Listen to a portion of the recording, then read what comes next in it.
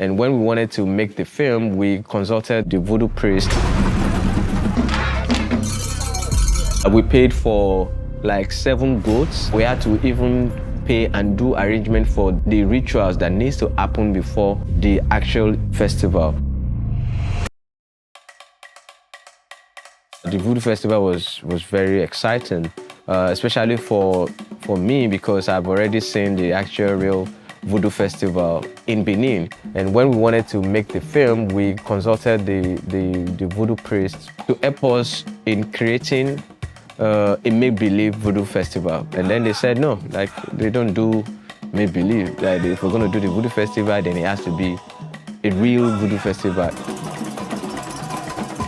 I can remember we had to even pay and do arrangement for the rituals that needs to happen before the actual festival.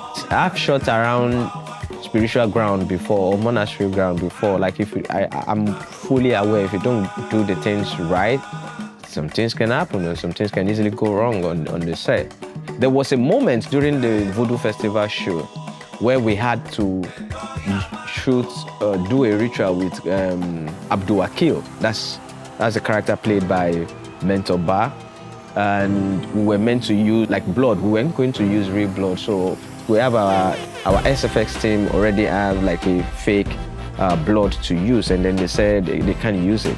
That if we have to use the blood for that performance, we have to use real blood, like an animal blood. I wasn't willing to pour real, fresh animal blood on the head of the actor. So as a storyteller, we just have to improvise. The whole essence was to show blessing, right? And as a Yoruba guy, I know we can still create that using water. And then we changed the approach, and then we use water for the scene. So yeah, the Vodum Festival was such a beautiful experience. 3 cold dishes in cinemas November 7 across Nigeria, Ghana, Liberia, and Cameroon. Brought to you by Mikado Motors and Airpeace.